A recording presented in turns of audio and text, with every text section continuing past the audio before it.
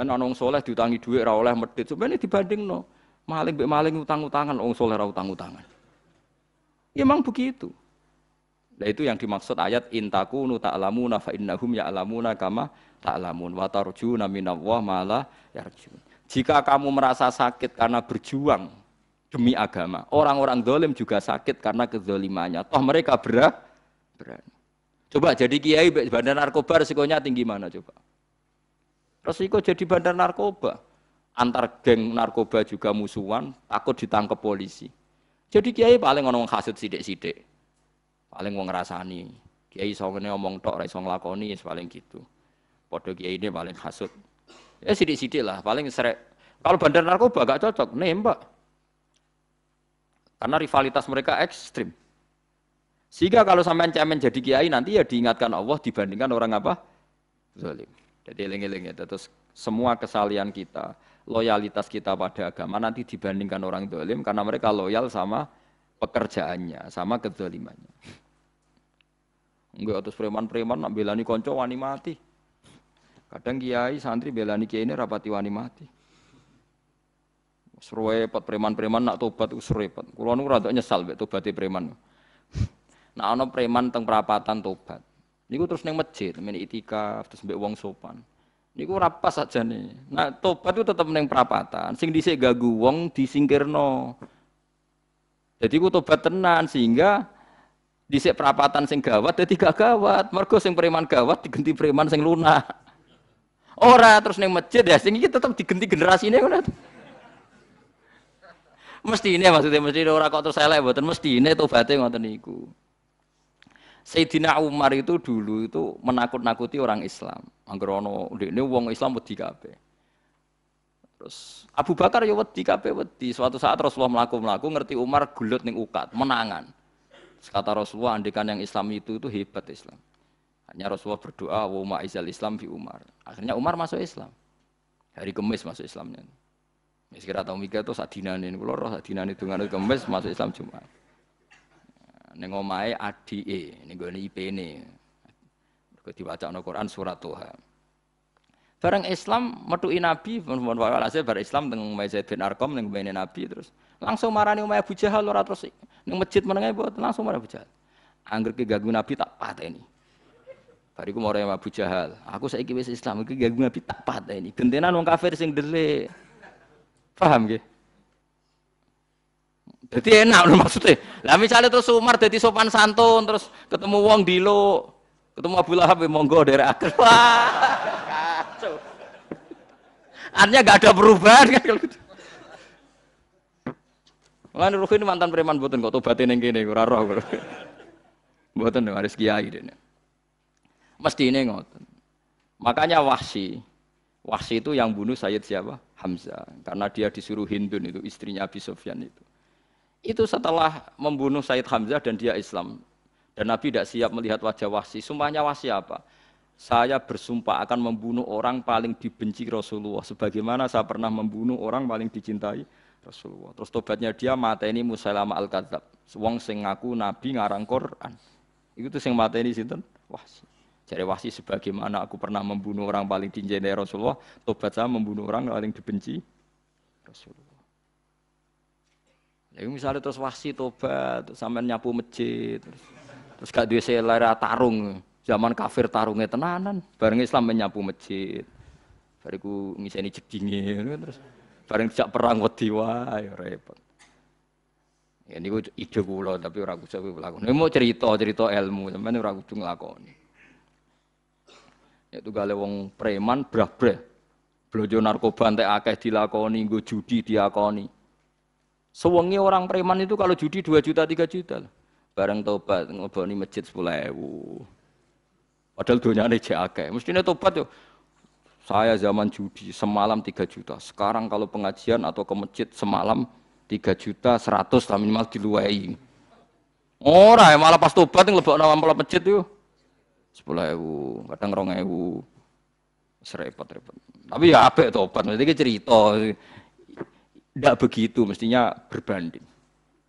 Paham nek sampean takok tobat itu cara ulama nggih ngoten niku berbanding. Malane riyen Khalid bin Walid itu jadi panglima perang Islam itu. Saya masih ingat makalahnya Khalid bin Walid. Fakama anni aktsartul qatla fi kufri aktsartul qatla fi islami.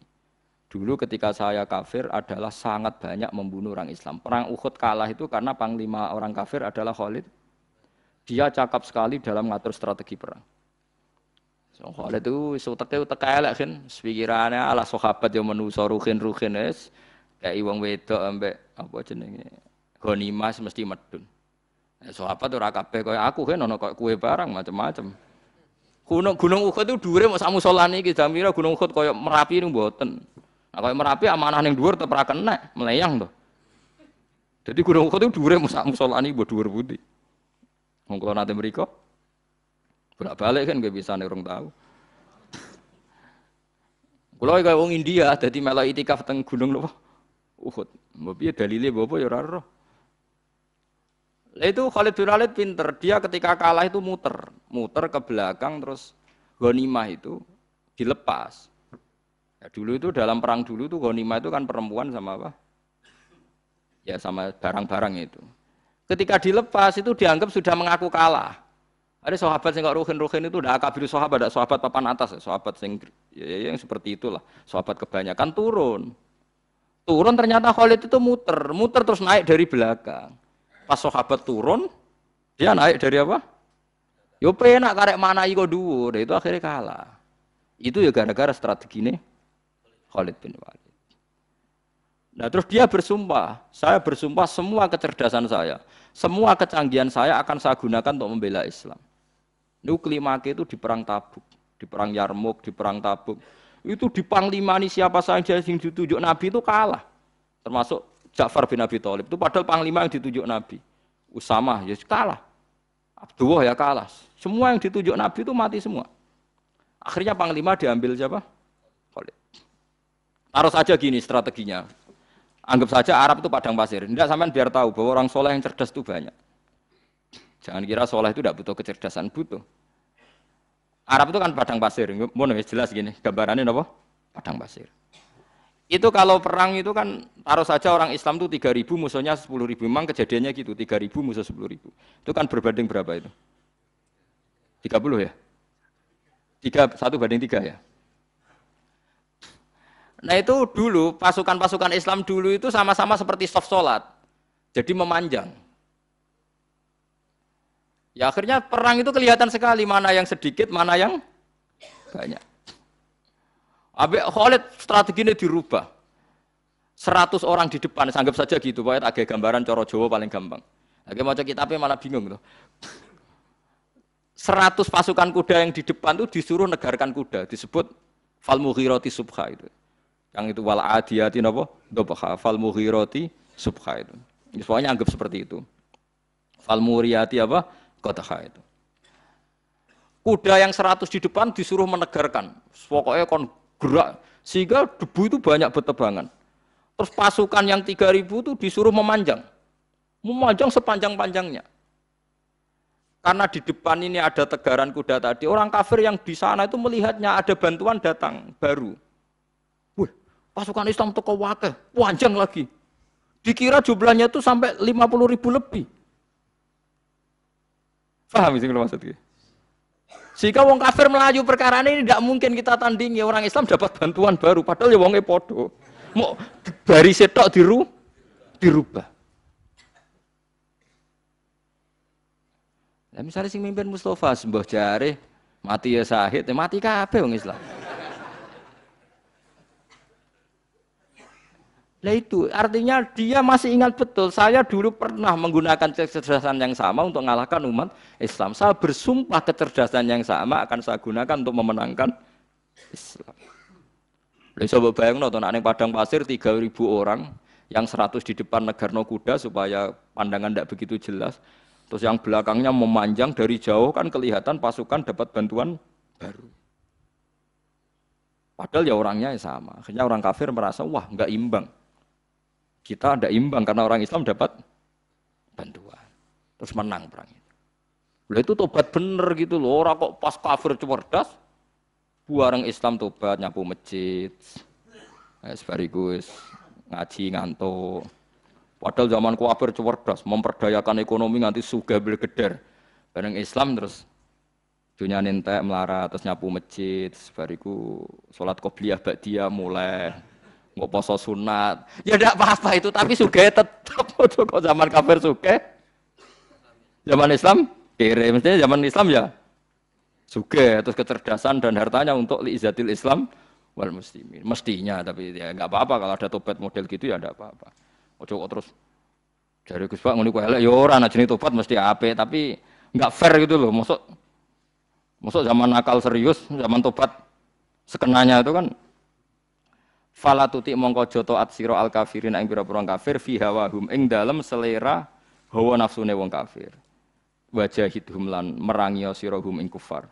Merangi maksudnya berjuang bihi kelawan Quran. Maksudnya hujjah. Uang iku nak merangi wong kafir nganggo Quran, ndak mesti perang iku nganggo pedang. Niki jelas kita bire wajah itu bihi ebil Quran. Maksudnya perang nganggo Quran itu kita melatih argumentasi atau hujjah yang dengan hujjah itu jelas-jelas ketok bener ya agama napa Islam. Wajahid lan merangi sira hum ing kufar bihi lan Quran Quran itu Quran jihad dan kelawan perang atau kelawan jihad kelawan berjuang kabiran kang gedhe. Wa wa ta'ala alladzi zat maroja ingkang lepas sapa Allah al-bahraini ing dua laut. Arsalat sing lepas sapa taala huma ing al-bahraini mutajawiraini hale berdampingan.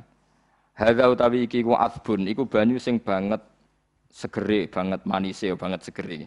Furatun tur enak diombe, sadidul udzubati tekse banget manise. Iki kono nak manane mudah diminum. Wa hadza utawi iki ku milkhun iku banyu asin, ujajun tur banget paite. Sadidul muluhah tegese banget paite. Tapi wasemono sungai sing gampang diminum. Misalnya sungai kok Merapi sing napa gampang diminum maksudnya buatan pahit. Ketemu laut sing banget pahite, meskipun banget asine, Allah hakikate gawe wajah alalan gawe sapa Allah taala bainahuma antarane banyu sing napa tawar lan banyu sing asin, Allah gawe barzakhon ing pemisah, hajizan tekse pemisah. Kita ndak tahu pemisahnya piye, pokoke akeh sing cerita banyak di tengah laut tuh air napa tawar. Layak tali itu ora campur apa hadu masalah sijine banyu asin dan banyu tawar bil akhir iklan sing liya. Mergo wonten apa hajiz wonten apa? Hajiz ana pembatas. Wa hijron lan tegese pembatas mahjuron kang iso nglindungi. Esitron tegese tutup. Mamnuan kang iso den cegah bi sebab anane sitru. Sebab anane pembatas apa ikhtilatuhuma apa campure banyu asin lan banyu tawar. Walami wa